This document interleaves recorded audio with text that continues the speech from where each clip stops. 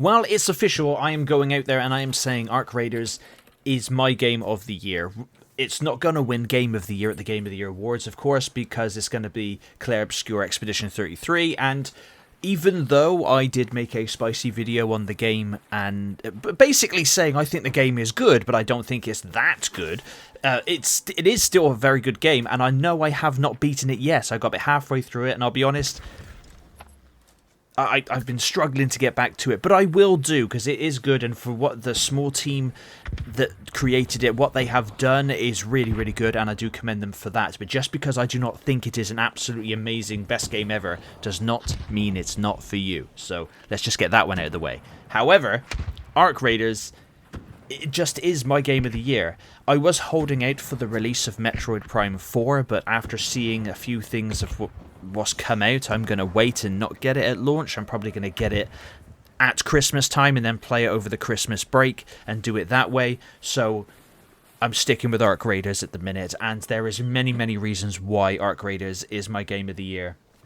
Straight off the bat, again, a small team, a game that for me came out of nowhere. I really had no idea that this game was even coming out until it was actually released, and then I saw this stuff about it and I was like, oh, okay, I'll give it a whirl. It's priced incredibly well. Its full price here in the UK is £30.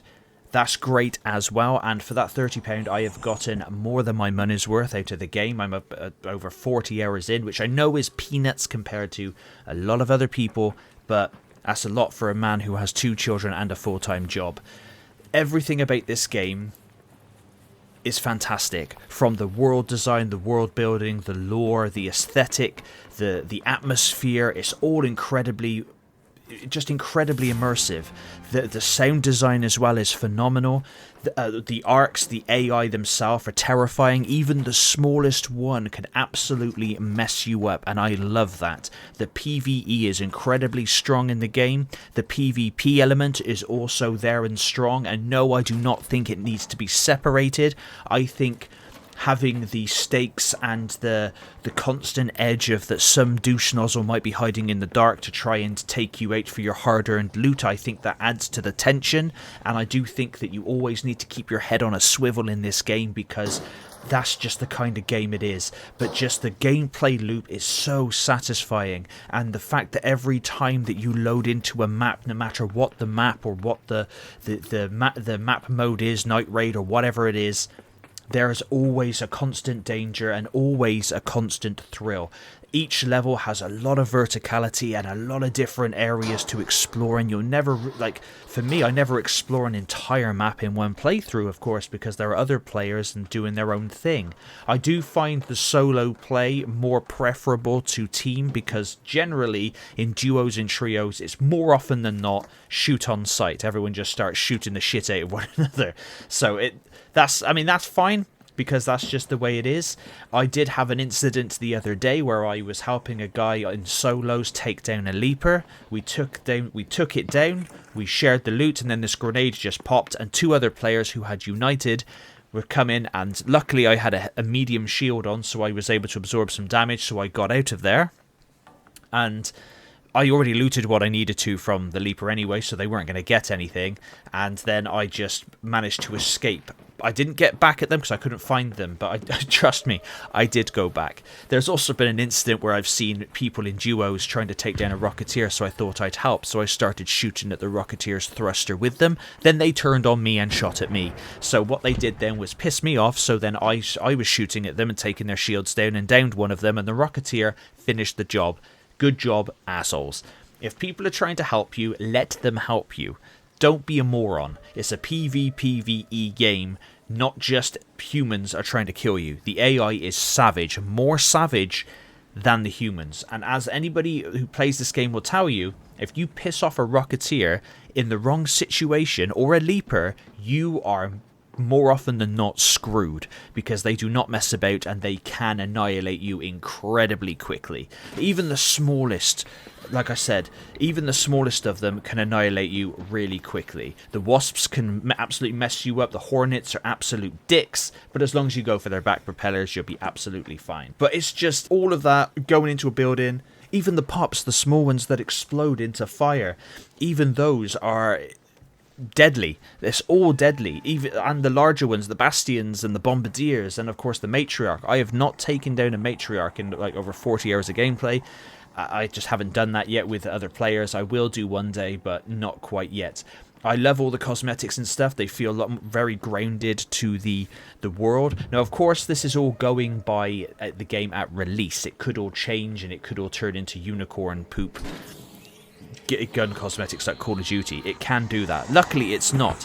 But the developers are giving away so much for free within the base game. The first battle pass, just like with Helldivers 2, is free for everybody, and the challenges that you do to unlock the cred, to unlock all the stuff on the battle pass, they're just never ending, and they just give it to you, which is really cool. And there are multipliers every single day, so if you complete X amount of them, you'll get an extra bonus on top of that. So I have had no trouble. It's not been a grind whatsoever, because you also earn that cred just by playing the game and getting experience points. The fact that you get experience points for looting things that have already been looted, for just checking in any little containers, for obviously for killing arcs, you get more XP for looting than you do for killing, and I love that about the game.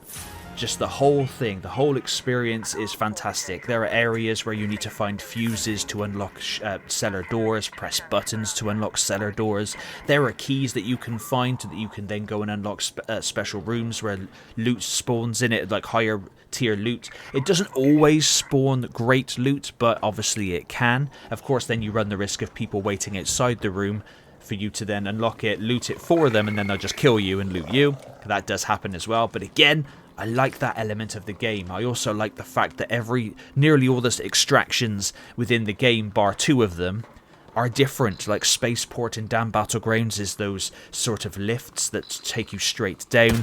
Then you have the Blue Gate, which is those fan vents that open up. The Buried City is the metro, the train underground, which is really, really cool. And I've never gotten to the Stellamontis one, so I haven't got a clue what that is, because I hate that map with a passion. I have never gotten out of that map alive. But I am very much looking forward to everything coming out in the future with this game. Maps, more battle passes, challenges. They've said they're going to bring out more quests and story lore, because it's there. They apparently, I think they do use AI for the voices. That doesn't bother me. It's a small studio, and if they can save money by not hiring, I know obviously there's the whole thing of like, wait, that they're costing voice actors jobs and blah blah blah. I get that, but if these guys don't have the money to do it, they don't have the money to do it. It's just that. And what they have crafted here is a game that works at launch, runs incredibly well. You can level up your character, there's a skill tree, there's a prestige system which offers specific rewards and bragging rights. There's really cool arsenal of weapons that can be upgraded and looted. There's so many blueprints to find, and then the stress if you've got no more room in your safe pocket or pockets, depending on the level of the augments you're taking in. Just trying to get them out. You find some good stuff, and then you're like, right, I need to get out of here now. And then you hope you don't get taken out by something stupid or by an insane player. It's just such a great time. Working together with people to try and take down the larger arcs is very intense. It's very fun. It's just such a damn good game, and one that I can foresee myself playing continuously as long as they keep up the support, which I think they will. But as long as they do all of that, I think the game, it's just going to be it's my favorite extraction shooter. I've tried Tarkov, it's not for me. I've tried, I can't remember what it's called, but there was another free game. I did try that. It's not for me. Arc Raiders is my extraction shooter because it feels, looks and plays more on the Division side, and I really did enjoy the Division and the Division 2. But if you have not tried Arc Raiders, it is as good as it looks. That whole Bungulators war thing between all those streamers, I've never seen anything like that whatsoever within the game itself. That's just, I think a lot of that is orchestrated, because it just seems orchestrated, you know. But that's just my opinion. I could be wrong. There are some crazy things that do happen within the game itself. But don't believe everything you see from the streamers and YouTubers and all of that stuff, because they obviously, of course, will orchestrate things with their friends to create content. to make it viral, to get clicks and blah blah blah. So don't put it past it for it to be like that. But Arc Raiders is unequivocally my game of the year this year. I have not had this much fun or been this addicted to a game in such a long time, and Embark Studios have done a fantastic job, and I can't wait for the future of Arc Raiders. But please let me know what you think down below. What's your game of the year? And if it is Claire Obscure Expedition 33, great. I'm very happy for you. The game is doing very well, and I'm so glad.